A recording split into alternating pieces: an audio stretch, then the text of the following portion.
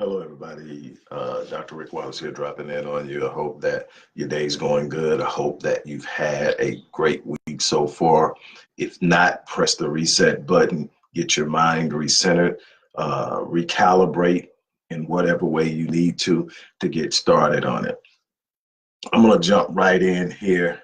Quick reminder, if you have not enrolled in the, hello everybody that's logging on, if you have not enrolled in the Conquering Anxiety, Worry, and Stress Masterclass, you need to make that happen. The information to do so is in the description box or the post box, depending on where you're watching this video. Definitely enroll in that. I mean, if you or someone you love has struggled in any way with worry, anxiety, stress, and of course you can associate fear to that, and it's inhibiting you from doing the things you need to do to live your best life, to live the life you were designed to live, you definitely need to understand the mental dynamics, the biological dynamics, and the spiritual dynamics that will help you overcome that and literally be able to instantaneously thwart worry, stress, anxiety, and all of that, and you move into a position of confidence. And so definitely read what's there, follow the directions, get signed up, and we will get you started. With that being said, it's Relationship Wednesday. And in Relationship Wednesday, what I'm going to talk to you about today is what most people do not consider when they're entering into a relationship. Now, this is not just about romantic relationships. This is about any type of relationship or partnership. But I'm going to focus a great deal of it on what I consider the ultimate relationship when you're talking about moving into a situation with a lifetime partner, and what causes a great deal of negative ripples in the relationship. And it starts with erroneous and unrealistic expectations. When I wrote my fourth book, which is When Your House Is Not a Home, which dealt with intramarital conflict in the home between husband and wife.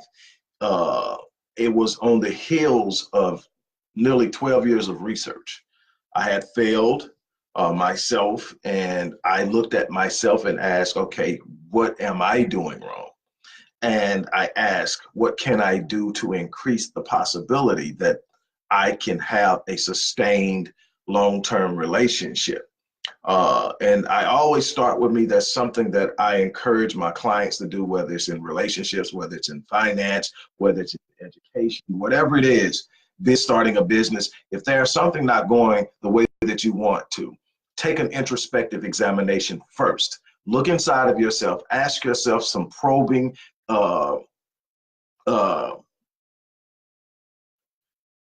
questions, interrogative questions, questions that's going to make you have to search yourself and be painfully honest with yourself. You need to ask some why questions. You can't have answers to your enigmatic issues if there are no questions that probe it. And that's one of the problems we have. We want to sit up and say things are wrong. It's easier to complain and whine and point fingers than it is to take an examination and look and ask those probing questions to examine and look at what's causing it, because you cannot have a cure or we don't the causality. And so that's it. So that's what When Your House Is Not a Home was about. It was about saying, okay, let's understand self first, and then I'll understand my partner to the best of my ability. And we're going to deal with some things. And a number of issues I touched on in that book. Before I get to the issues of expectations, one of the things that was extremely important is that when I was studying why the divorce rate was so high, of course, when you start talking to people, at the core, they're going to have some what I call superficial explanations for the breakup. And at the top of the list is issues with finances. But that's not the true core cause. That's the place where it's erupting at. That's the place where it's easy to be upset and point fingers at, but it's not that. What it is people have these expectations. People have situations where they've gone into something. And one of the biggest ways that you can create unrealistic expectations is when you enter into a relationship, primarily a marriage, with an idea that that marriage, that person, your partner, is going to somehow make you whole in areas in which you are not yet complete or healed based on past trauma, based on past trouble. And so what most people do is think, I'm going to get in this marriage and it's going to make me whole. No, marriage isn't about going into something to become whole. The whole idea of you complete me is erroneous. What marriage is meant to do is bring two whole people together and then merge them in a manner in which they're able to seek their unique energies together and create synergy, which allows them to have a greater, stronger force to move forward some common goals that they would not be able to move with the same intensity, force, and speed and rate if they were standing alone. It is to take two people who are highly functional and bring them together to create a higher level of functionality. It is not the place to go get healed. It is not the place to go get completed. It's not the place to show up and think somebody's gonna make you feel better about what somebody else did to you. You need to be healed from what he or she did to you before you move into this new situation with her or him. That is the importance of understanding it. One of the quickest ways to set these unrealistic expectations is to expect your partner to be your lover, your healer, your psychotherapist, and all these other things that are going to sit up and some kind of way pull you out of a darkness of guilt, pain, shame, and harm and hurt. That's not the partner's responsibility. The partner's to say, hey, look, we've got the same values, interests, and principles. We have a same yearning and thirst to move towards something spectacular and awesome. And I want you to go with me because we are in the same lane and we are headed in the same direction and we can do some awesome things together. Now, if you're not whole, let me know. I may even be willing to work with you and wait on you, but we can't get involved in this situation until you've dealt with that situation. And when you create that type of expectation, it can't be met because you're asking someone to do what only you and God can. And it's not fair. Now, once you get, okay, so in other words, I can't go into, man, you know, if I've got a self-esteem issue, a self-image issue, a self-concept issue, I can't go in expecting my wife to make that whole, to teach me who I am, to make me feel good about myself. And that's a problem. A lot of people get into it. And yes, men need to be affirmed and confirmed by their women, but they can't rest their identity solely on that confirmation. See, you need to know who you are before you go in so that when a person speaks, if it's not who you are, you don't have to buy into the identity. See, if someone confirms who I already know myself to be, I let that build on top of what I already know. But at the same time, I'm so convinced of who I am. If someone speaks contrarily or diametrically to who I am, I simply rebuke it. I refuse to accept it. I refuse to acknowledge it. I dismiss it. I capture it. I arrest it. And I replace it with the truth. That's because I know who I am. I can't go into a marriage without understanding who I am and expect my wife to define me. It's not her job. I'm supposed to know who I am before I get there. And that's with any relationship. You don't go into relationships to be defined. You go into relationships to express yourself. You go into relationships to express who you are. And you should know who you are at a level that says, I'm not ready for this relationship yet. I'm still growing. I'm still learning. I'm still becoming what I need to be to even be in this relationship. That's not just in marriage. That's in business partnerships. That's in parenting. That's in business. I need to understand that there's a certain level of me knowing who I am in capacity and experience and expertise, in willingness and to be what I need to be in order to facilitate the relationship. And if I'm not there yet, is I have a responsibility to be honest with myself and to be honest with the person or people in which I'm entering into these relationships. If you're talking about marriage, then I have a unique responsibility to say, hey, look, I'm feeling you. I think you're awesome. I've got some things I'm still working on. that could be a hindrance to what we're going to try to do. Give me a second. They don't have to. They may not be willing to, but you still have to be honest with yourself, because what happens is if you go in prematurely, based solely on the fact I gotta lock it down, you go in prematurely and you can't perform, there's a problem. Why? Expectations aren't being met. Expectations. So what happens? You got to back up. You got to become. You don't go into it without knowing who you are or needing someone to define you. You've got to know who you are. What you're going to do in this relationship is express who you are. Are you giving? Yes. Are you loving? Yes. Are you committed? Yes. Are you loyal? Yes. Then that will be expressed in the relationship. I don't need nobody to tell me I'm loyal. I know. I don't need nobody to tell me I'm straightforward. I know. I don't need anybody to tell me I'm committed. I know. So if she tells me, you know, I love how committed you are to our marriage. I love how you are committed to our kids. It confirms and affirms what I already know. But if for some reason things get crazy, you tell me you ain't jack, I'm not going to fall apart because I know who I am. So before you can build relationships, you got to first know who you are and how you come to the relationship. That's the next thing. See, you set expectations by how you present yourself. Now, if you present yourself, guys, as this unbelievably romantic cat that always is going to surprise you with these unbelievably romantic type situations, and that's not really you, the real you is eventually going to show up. It's just a part of the process. The more comfortable you get in the relationship, the more the real you shows up. Now, the person you presented, so what some people call your representative, that person was romantic, but the person who is going to show up 90% of the relationship isn't. But you set the expectations, and now the expectations aren't being met. And when you have to step out of what you are normally to constantly fulfill this over time, see, in the courtship, you're doing it, you know, every now and then when you hook up together, and it's over a few weeks or maybe a few months, and you've got that person now reeled in, and now you're starting to get comfortable and you're relaxing and you're laying back and you're not what you presented. Because see, what you present, what you got to understand is what you present, you got to at least live up to what you present for the rest of your life. Or there are going to be some unmet expectations.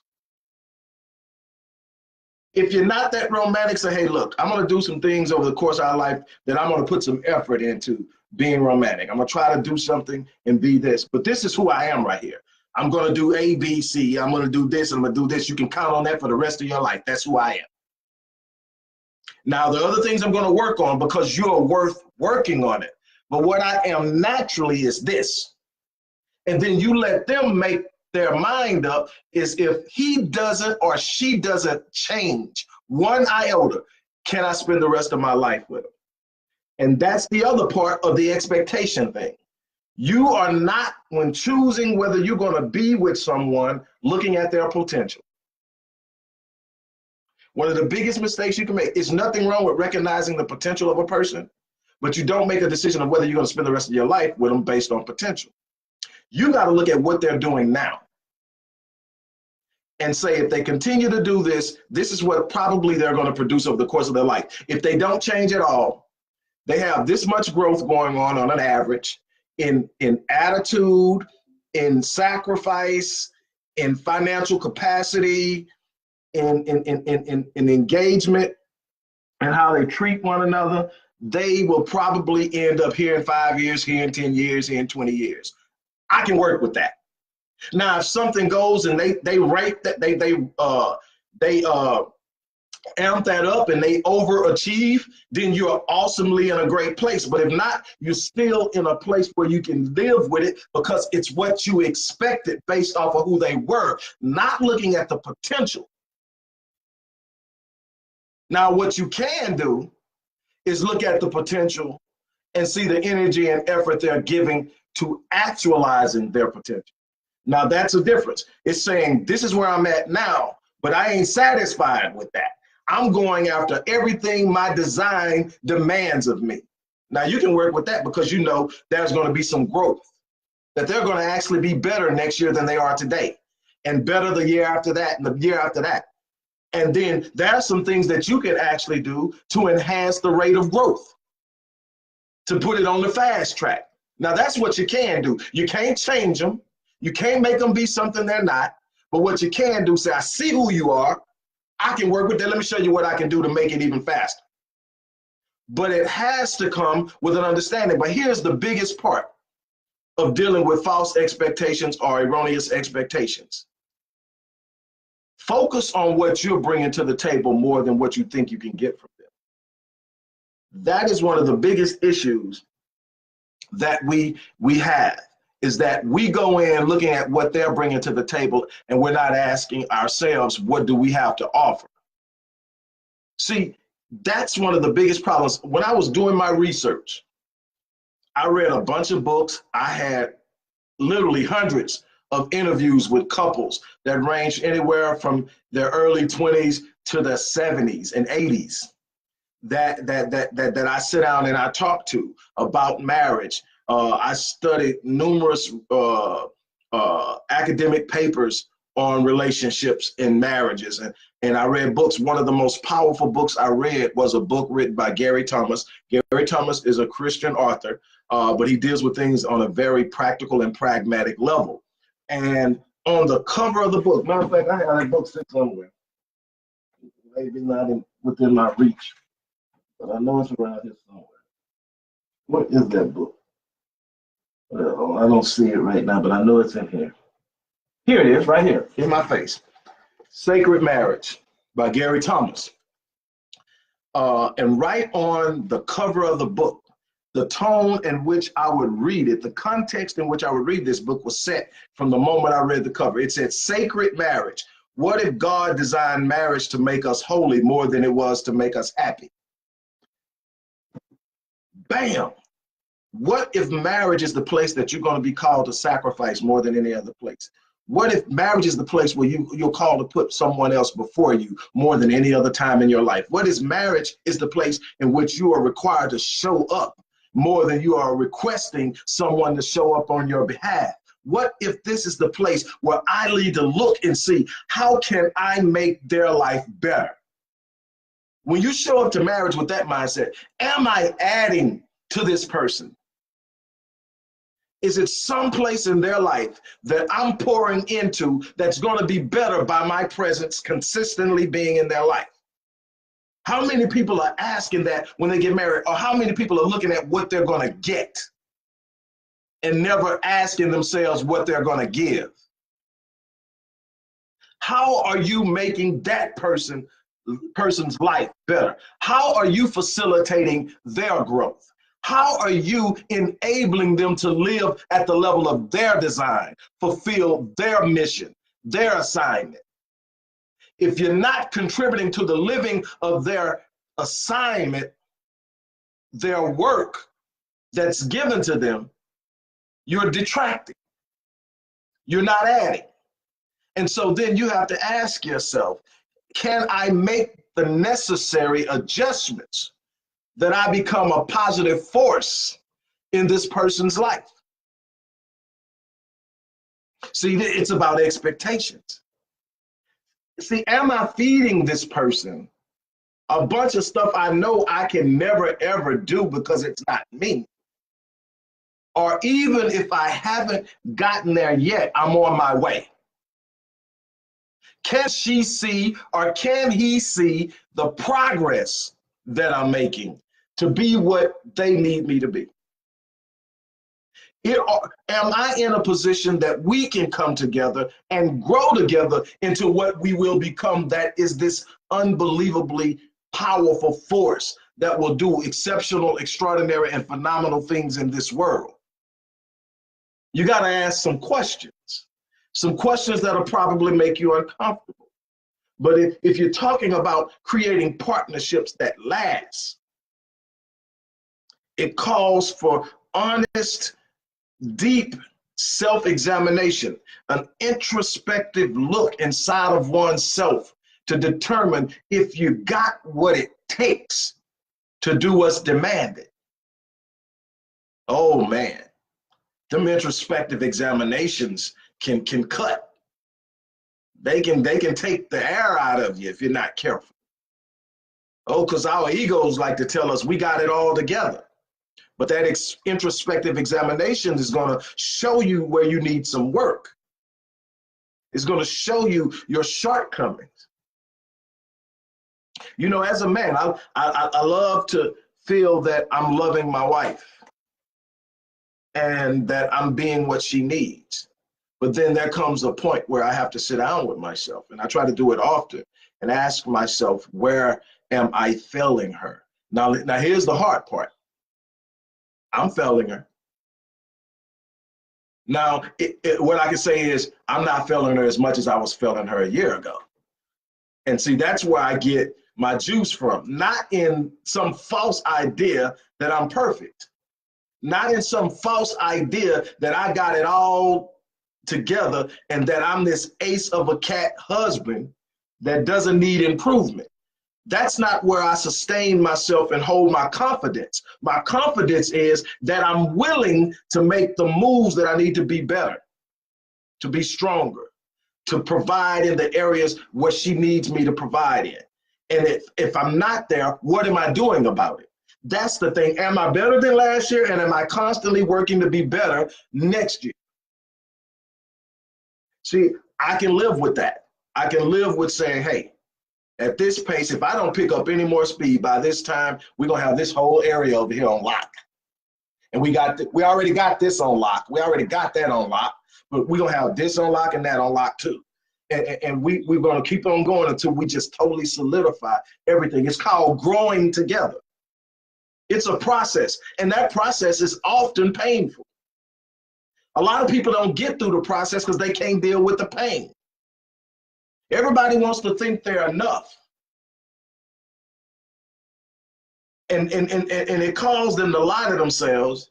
And when you lie to yourself and tell yourself that you're enough and you're not, now you get ready to start pointing fingers and blame because it can't be me. I got mine together. No, we're not going to do that. What we're going to do is we're going to sit up and say, we're not where we need to be. What can I do? I can convince and teach and encourage my wife to do things to grow more by me growing than by me complaining about her. Let me say that again.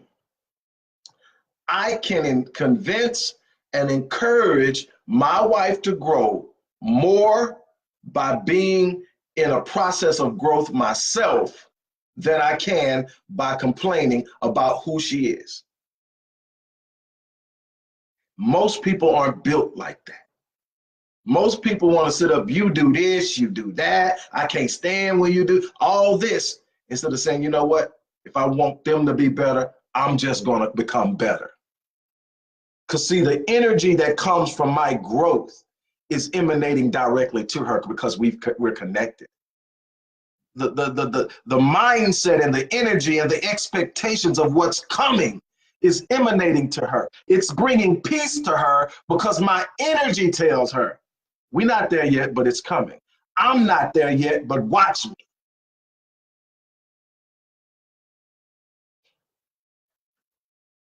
This relationship thing calls for some sacrifice. Like it says, what if God designed marriage to make us holy more than to make us happy? We don't like that. We just look at marriage as a playground, but nobody's willing to put in the work. Marriage is the garden that demands the most toiling.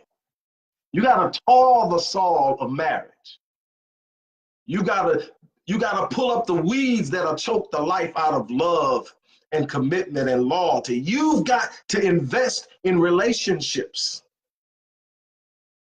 You spend so much time playing that when the playground becomes run over and run down and demolished and dilapidated, you just want to jump up and bounce off and run to the next program, the next playground, talking about irreconcilable differences. No, you didn't invest in keeping up the ground that you were playing on.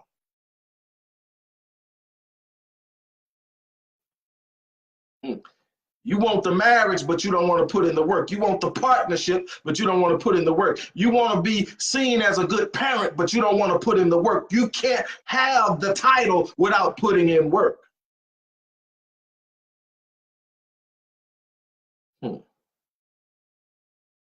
Finally, you better learn how to love yourself. You can never authentically, genuinely, and consistently love anyone until you learn to love yourself. Until you learn to love the fact that you're in process, that you haven't figured it all out, that you are still growing, that you are still searching, that you are still reaching. You've got to love who you are in its totality. Because it is in loving you that allows you to see the uniqueness and the fallibilities of a person that you are trying to connect with. Man, when you really start to love yourself, you know that there's some work you need, but you also see, even in my faults, is a uniqueness that's beautiful in the fact that God has placed certain things and certain people in my life that will strengthen me in the areas of my weakness so I can love myself no matter where I'm at. Love doesn't come because I'm perfect. It comes because I know I belong. I know I have a purpose. I know that I can make a difference, not just in my life, but in this world. And that's what you have to walk into this relationship with. I love me. And because I love me, I can love you.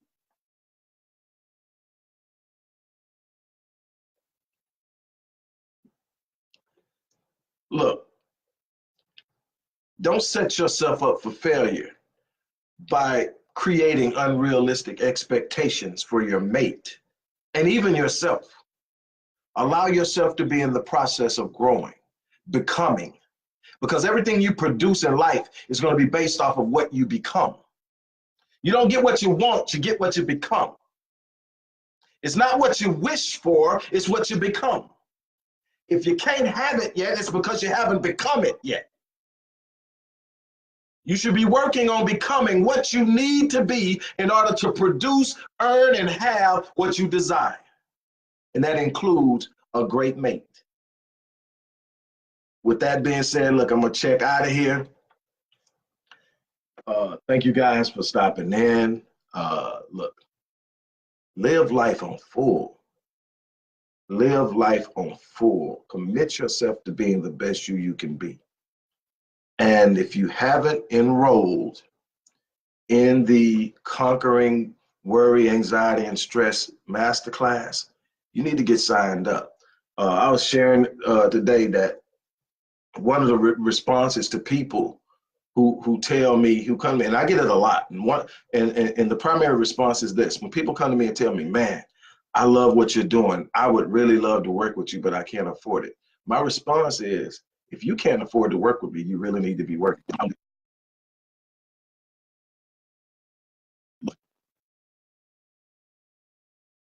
But I just said I can't afford it. You can't. Matter of fact, I just got through an exchange with one of my clients. I mean, I get rid of her. But when she first came, she couldn't afford it. She borrowed the money. Now I can't get rid of her. She's paid multiple times to stay with me because she saw the benefit. You're not going to get anywhere if you've got this fear of investing in yourself. If you think you're just going to move through life and find free ways to advance yourself to the next level, it's not going to happen. You're going to have to find times that you see something. Maybe it's not in a course. Maybe it's not in a one-on-one engagement with me or someone else. Maybe it starts with an investment in a book. Maybe it starts an investment in an online course. Maybe it starts with an investment in studying the movements of other people who are doing what you want to do. But it's going to take you investing in yourself in order for you to reap the true rewards. If you don't open up and give something so that you can get something back, giving initiates the process of receiving. And it's up to you. And so my thing is, my response is, if you are telling me you can't afford to work with me, then you need to be working with me, because when you finish, you will be able to afford to work with me. And that's the mindset. There's absolutely nothing you can achieve in this world. Absolutely nothing. Where you are right now is being limited by the constricts of your thinking and your limited beliefs. Let's take those limitations down and see what happens. With that being said, I'm out of here. You guys have a great day. I am going to live my life on full. And because of that, I'm going to die on E. And because of that, I'm going to leave a legacy. What are you going to do?